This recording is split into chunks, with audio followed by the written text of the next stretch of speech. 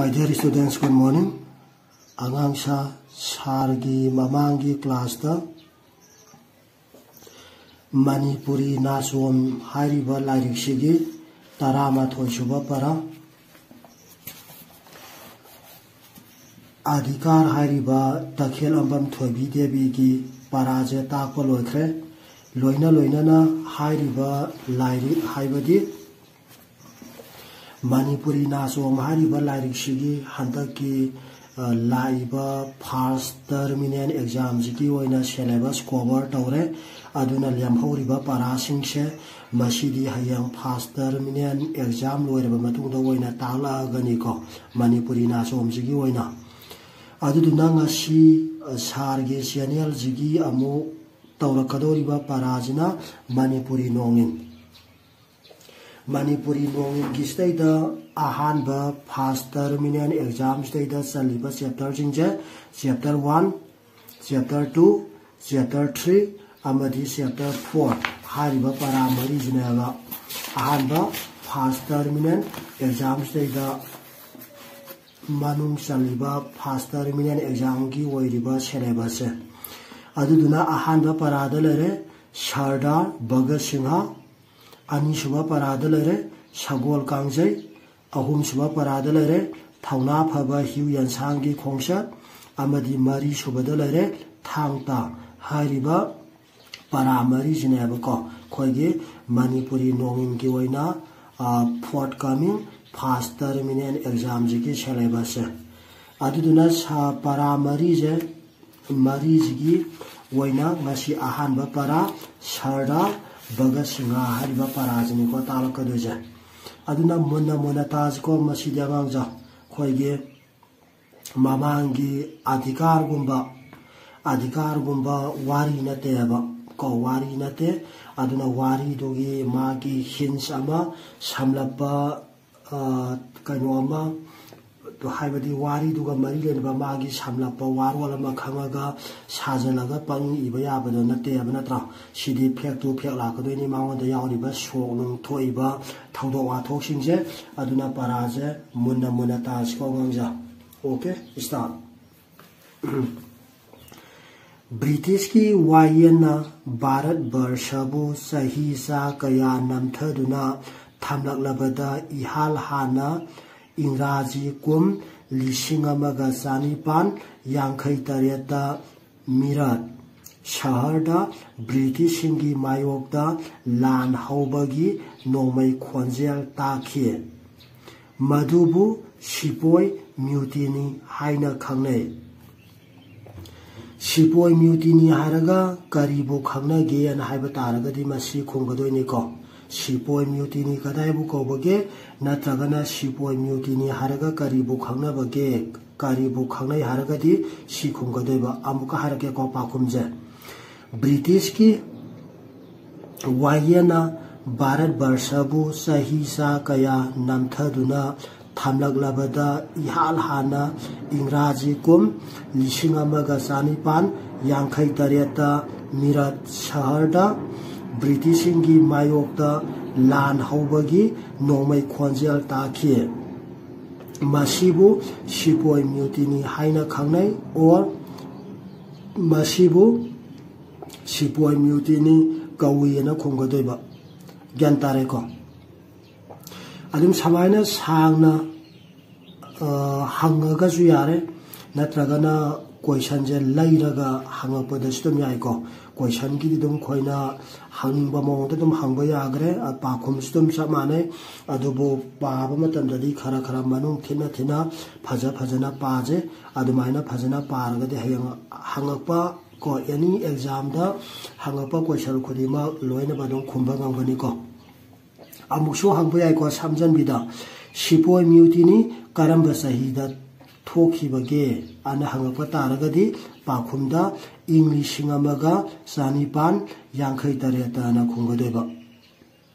gyan tare ko English ngamaga Sanipan Yankai Tareta Mirat Shaharda British ingi mayokda लान हौबगी नोमै खोंजेल अमा ताखी मधुगी लाल हौदुबु करी कौबगी अन हंगगा जायको मधुबुना अखोइना sepoy mutiny ना खुंगदोइबा यारे को गांजा अदुना मुना मुना ताजिको लेथो लेसेन जिंजे लाल हौ असी अशोइबा कया मरुम यावबदगी माइथीबा नंखी सिपोय म्यूटिनीना माइथीबा नंखीबगी मरम करिगिनो हाइबा तारगदी लाल हौ असी अशोइबा कया मरुम यावबदगी माइथीबा नंखीबनी ना खुंगदोइबा अदुबु मसीना धर्मगी खेनबा लैतबा भारत मसासिंग तिनदुना जातिगी इहौ अमा सागतपा ngamgani हाइबा उले इंग लिसिंग अमगा चानिपान यांखै तरेता थोखिबा सिपोय म्यूटिनी हाइरिबा लाल हौजे मसिदैदैदा खोइगे भारत से माइथी रेबा माइथीबा तारगजु मसिदगी करी खांबा ngamखिबगे याना हांगागना मसी अमु खुंगदोइबा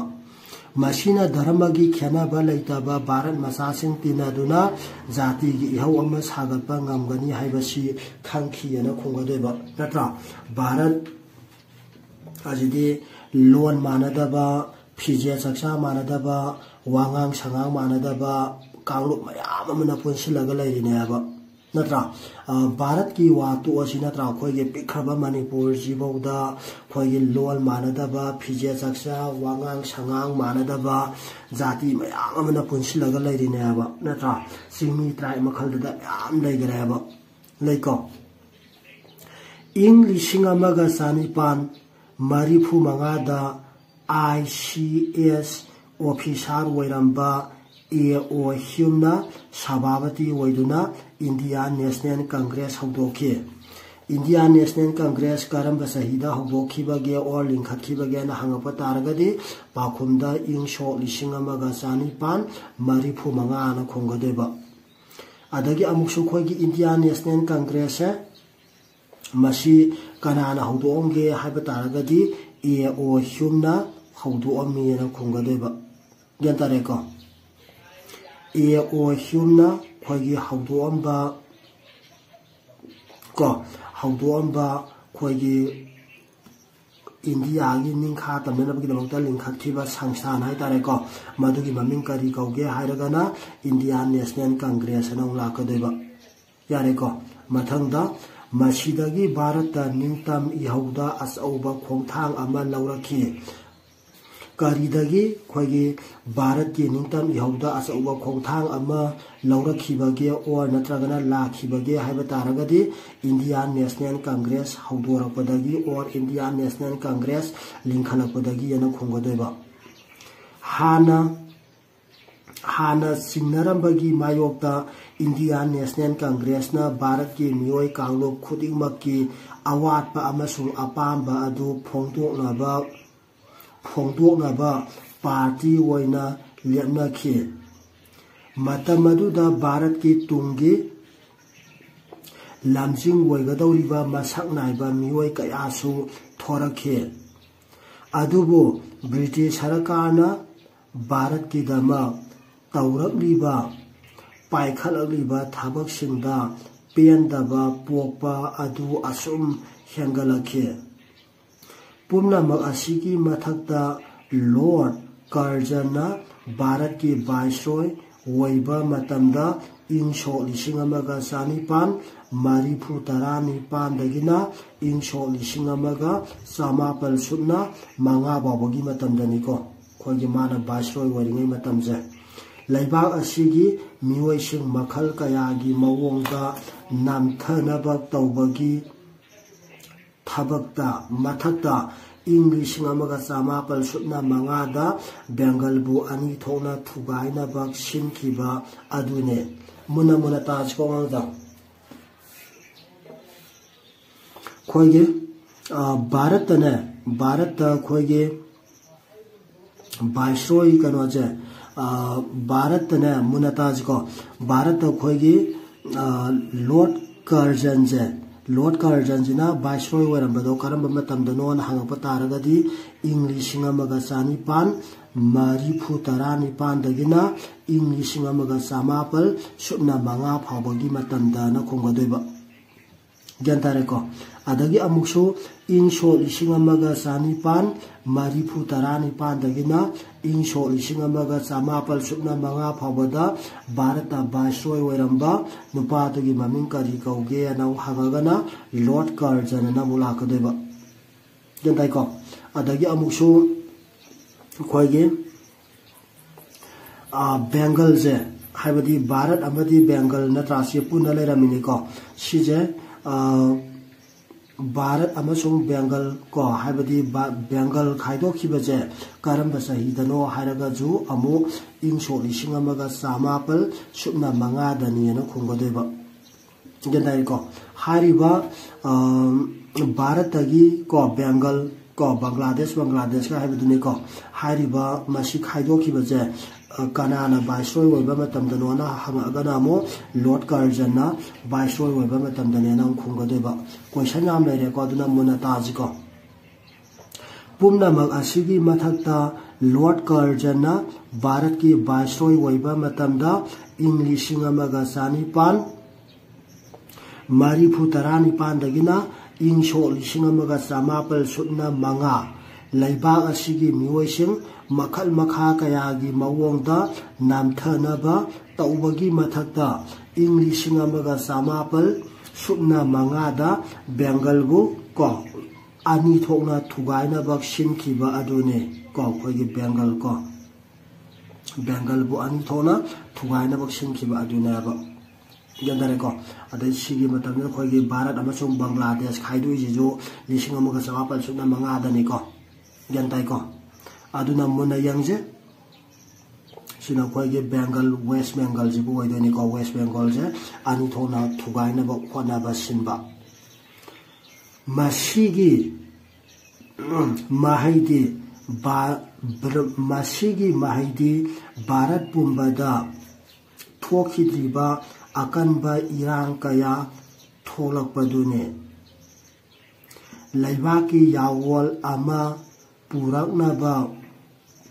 silibasingi maraktada natana Congress Party gi manungdasu mayai woirap tauba amasung kansinba pamba kangbu haiba ani tholakhi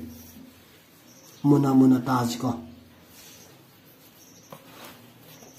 mathangda yangse matang asida ingso lising amaga chamapal tareta Punjab ki nongsuk thangba Nayanpur jila gi manungda laiba Bangada Sikh jati gi manungda jat haina khangnaba Kangluk ki manungda Bhagat Singh pokhe monataj ko Bhagat Singh amuka parke sentence matang asida English amaga chamapal supna nipanda Punjab ki nongsuk thangba Layanpur jila gi manungda laiba Bangada Sikh jati gi manungda jat haina khangnaba Kangluk ki manungda Bhagat Singh pokhe Bhagat Singh karamba sahida pokhibage haiba taragadi ingso lising amaga chamapal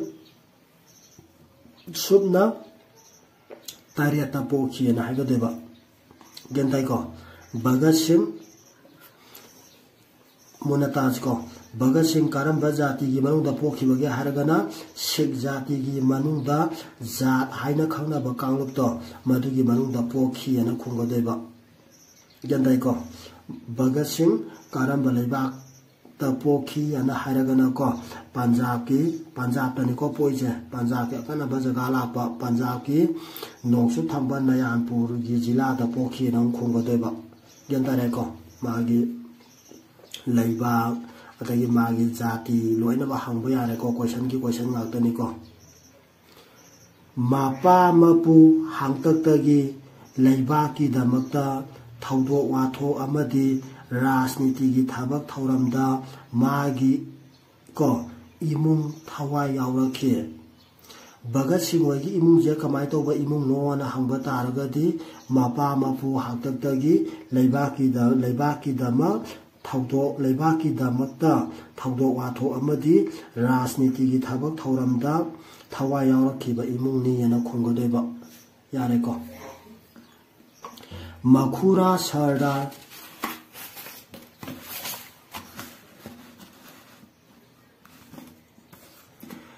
Ajit Singh Punjab तौखिबा लौमी सिंगी आंदोलन यावबा लुसिंगबा अमा वैना सरकारना फारगा मंडलेदा थाखे मोनताजिको भगत सिंहगी मखुरागी ममिंग करी कौबगी अना हंगबा याइको नत्रा भगत सिंहगी मखुरागी ममिंगी सरदार अजीत सिंह कौवेना खुंगदोइबा गेंदाइको सरदार अजीत सिंह और भगत सिंहगी मखुराजे करी मरंगी दमक्ता सरकारना फारगा मंडलेदा थाखिबगी मरम करिगिनो हाइबा तारगदी पंजाब तौखिबा लौमी सिंगी आंदोलनदा यावबा लुसिंगबा अमा ओइबगी दमक्तानियाना खुंगदोइबा गेंदाइको अदगी अमुक्सो भगत सिंहगी मखुराबो पंजाब तौखिबा लौमी सिंगी आंदोलनदा यावबा लुसिंगबा अमा ओइबगी दमक्ता सरकारना फारगा कदाइदा थाखिबगी अना हंगपा याइको मदुमाइना हंगगना मंडलेदा थाखिना खुंगदोइबा ओके मनताजे मरम अदुना भगत सिंहबो छात्र ओइरिङैदगी पुक्सेल चावबा मियामगी थबक्ता कीदबा अमसुंग खुदोंग थिनिङाइ ओइबा थबक तौबदा होटनाबा मिसक अमा ओइरक्लामि छात्र ओइरिङैदगी हौना को नत्रजु छात्र ओइरिङैदा भगत सिंहसे करमना हौरक्पगे हाइबा तारगदि समाइना खुंगदोइनि को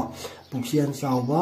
मियामगी थबक्ता कीदबा अमसुंग खुदोंग थिनिङाइ ओइबा थबक तौनबा होटनाबा मिसक अमा ओइरइना खुंगदोइबा नेक्स्ट लाहौर की DAV कॉलेज तमलिङैदा लैबाक निंगबा भाई परमानंदा अमसुंग जोयसान विद्या लंकार अनी की वाखल नौरिबा मागी मफमदा मरु हुनखे भगत सिंह से करम्बा कॉलेज तमखिबगे हाइबा तारगदी लाहौर की DAV कॉलेज तमखियना खुंगदोइबा को लोइना लाहौर की DAV कॉलेज तमलिङैदा लाहौर की DAV कॉलेज भगत सिंहना तमलिङै मतमदा नहा ओइरिबा और नौरिबा मागी मफमदा करी मरु हुलहनखिना हाइबा तारगदी सि खुंगदोइनि को लैबाक निंगबा भाई परमानंदा अमसुंग जोयसान विद्यालंकार अनी की ने गंदबला मोगी मरैबाक निंगबगी दमक्ता तौरिबा थबा को कथोपदो मदुगी दमक्ता मरु हुनखी न खुंगदोइबा नेक्स्ट माना लिंखतबा छात्र यूनियन की लुसिंगबा वोइना जालियानवाला बाग मिहात की मतुंगदा गांधी जीना ब्रिटिश सरकार की मायोक्ता पाइखलकबा नन कोऑपरेशन मूवमेंट अदु सौगतखि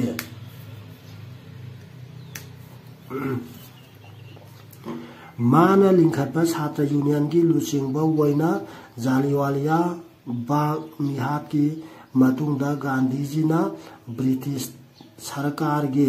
मायोक्ता पाइखलकबा नन कोऑपरेशन मूवमेंट अदु सौगतखि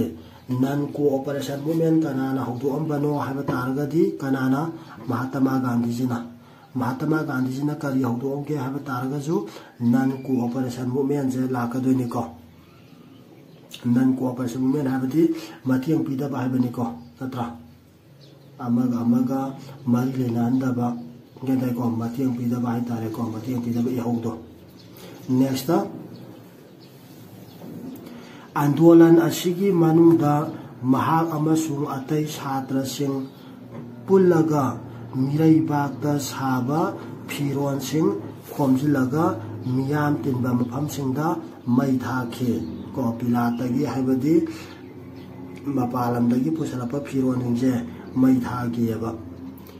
महा इन सो लिसिंग अमगा समापन कुनगा हुमदोइदा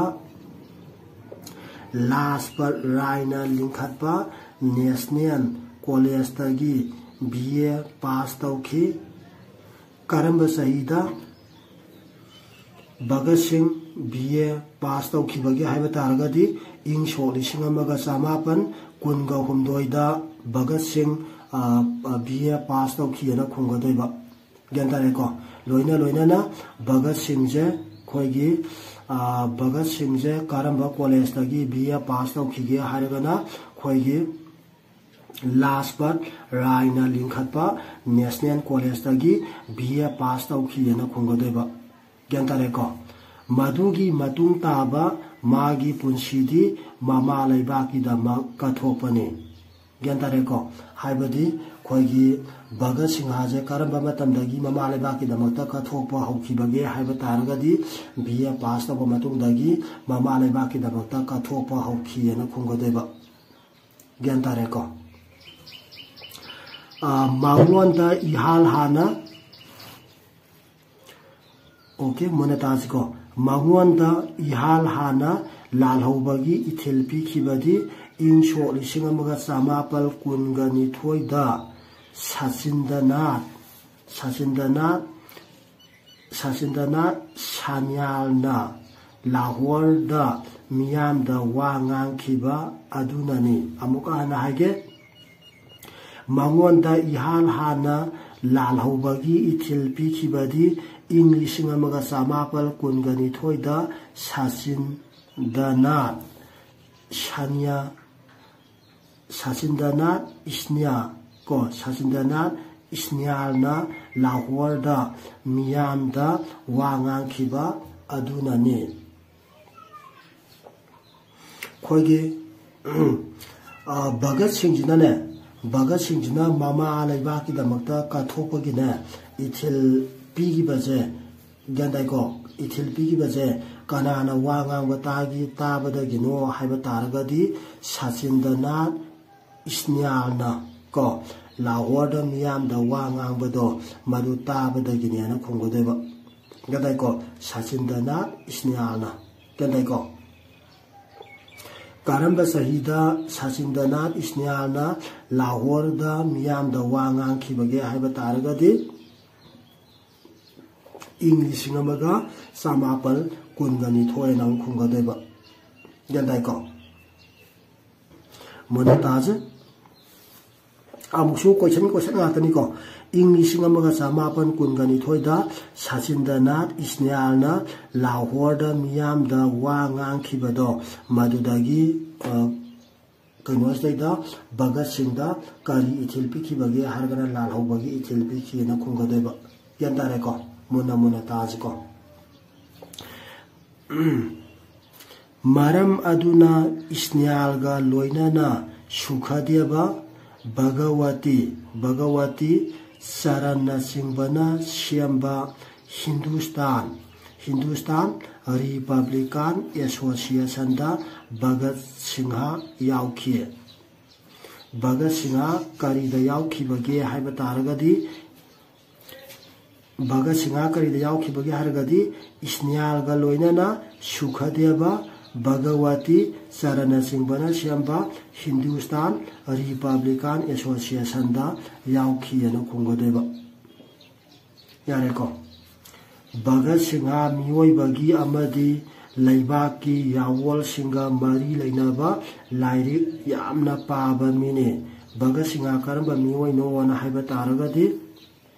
khoigi mioi bagi amadi laibaki yawol singa mari lainaba lairik yamna paba mine na khungodeba natra aduna karigumba thaba yani khoina wa ama yani thaba ama tabuma tamdan lairik se yaw dagadi abo yade ko gangja aduna ahla manjina lairik tamu lairik pau na haije ꯃꯉꯣꯟꯗ ꯍꯛꯊꯦꯡꯅꯅ ꯁꯥꯐꯨ ꯄꯤꯈꯤꯕ ꯂꯥꯏꯔꯤꯛꯇꯤ ꯂꯤꯑꯣꯅꯤꯗꯒꯤ ꯀꯣ seven who were hanged ko haibasine hang aukamuna paje mangonda haibadi Bhagat Singh ni ko Bhagat Singh da hakthena sapu pi khiba lairikti Leonidagi ko seven who were hanged haibasine Bhagat Singh da hakthena sapu pi khiba lairikti kari lairik no haiba taragadi seven who were ko hanged haiba lairik stay da neba mayumna mabu luhombinaba thaurang tawre tabadagi sian khiduna Kanpur da Ganesh Shankar Vidyarthina Sampada oiba sefong amada thabak tawba yauduna Balwan Singha munataj ko Balwan Singha haiba maming lauraga iba haukie Bhagat Singh agi atopa ngama kari kauge haiba taragadi Balwan Singha na khungadoini ko kentabra kari marang damukta Bhagat Singh na magi maming je Balwan Singha na wanthoki bagi maram kari gino na hairagana mayunna mabul hombina bak thaurang tawre tabadagi sian khiduna Kanpur da Ganesh Shankar Vidyarthina Sampada oiba sefong amada thabak tawba yauduna ko magi maming je Balwan Singha haina maming je lauraga iba haukhibani an haigadeba yandai ko munataje mathangda thuna amu Lahore da halaktuna tongan ba sefong singda magi aiba sing phongkhe English amaga samapal kunmangada Bhagat Singha amasung Bhagawati Sarana Nauswan Bharat Sabha kauba lup ama lingkhatkhe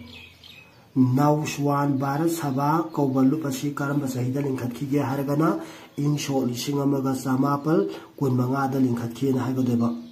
Insho lising amaga samapal kunmangada Bhagat Singh amasung Bhagawati Sarana lingkhatkiba luptugi mamingna kari kauge haragana Nauswan Bharat Sabha kauwe na haigadeba kentai ko adagi amuksu Nauswan Bharat Sabha kauba lup asi kana na lingkhatkhe haragana Bhagat Singh amasung Bhagawati Sarana na khungadeba kentare ko muna taji ko Magi pandamdi Bharat mapung phana ningkha tambane Magi pandamdi Bharat mapung phana ningkha tambane Bhagat Singh agi pandam karino haragadi ko Bharat mapung phana ningkha tambane aba maduga loinana matamdugi naharwal singda mama laiba nungsibagi wakhal pohanbane kendai ko maduga loinana matamdugi naharol singda mama laiba nungsibagi wakhal pohanbane Bhagat Singh na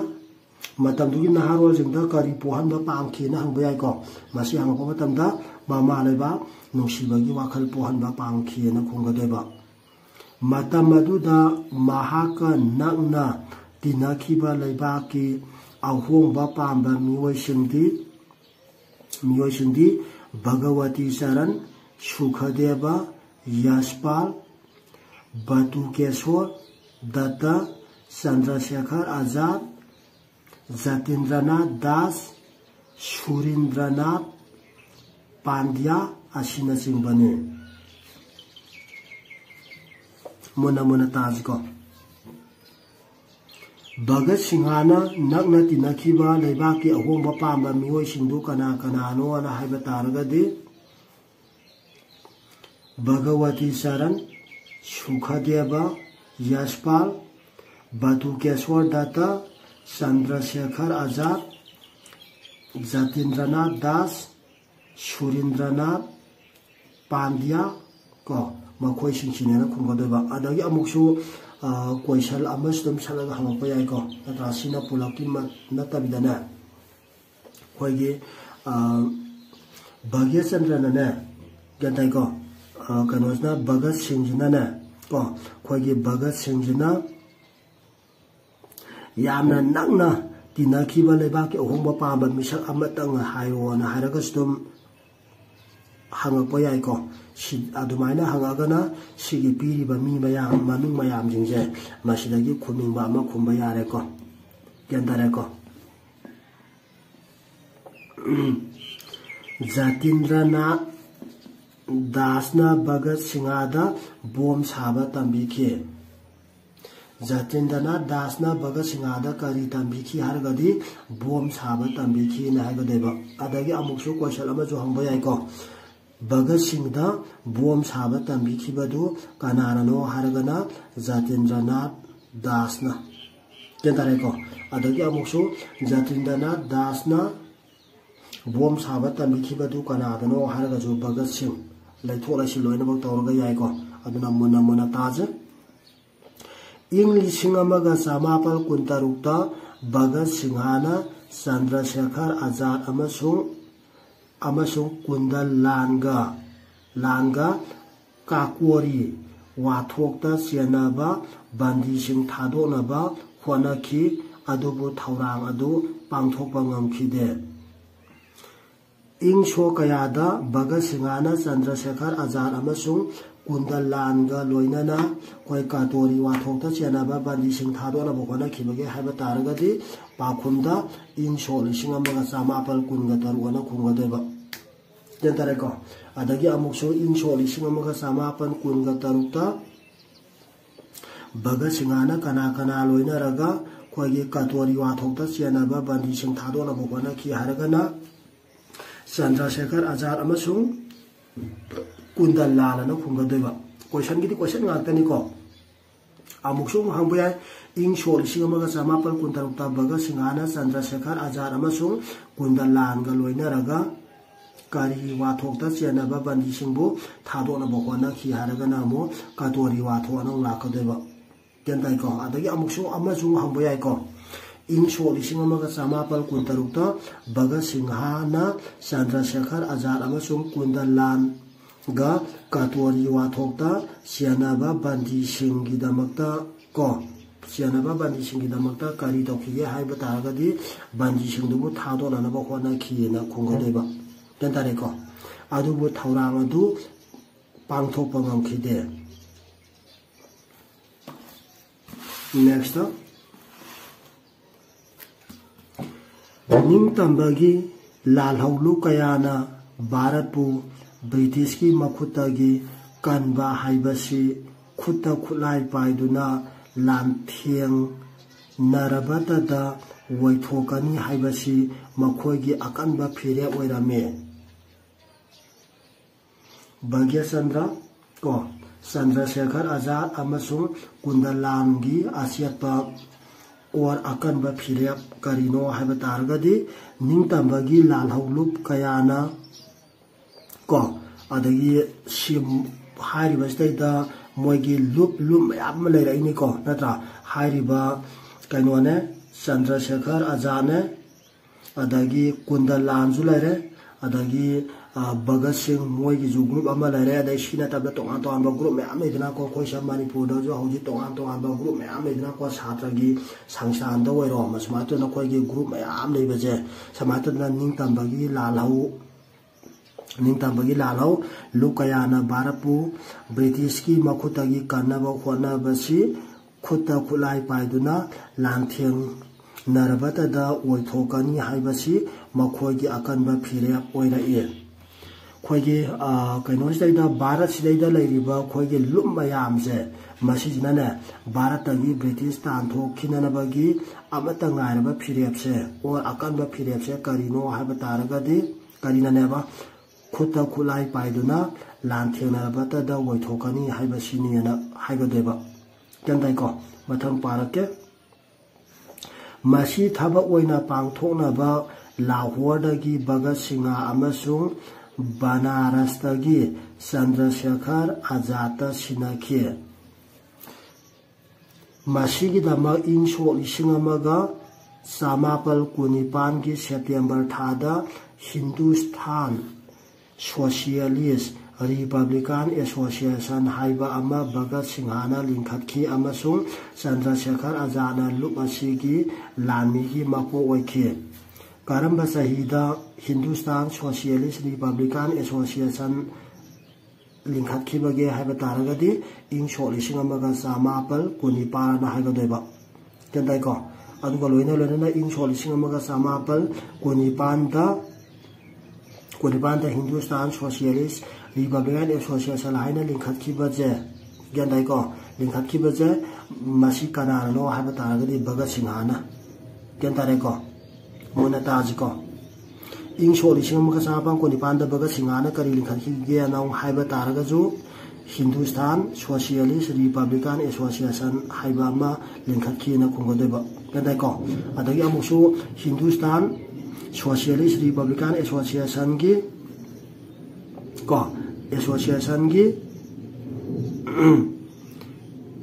ꯑꯩꯈꯣꯏꯒꯤ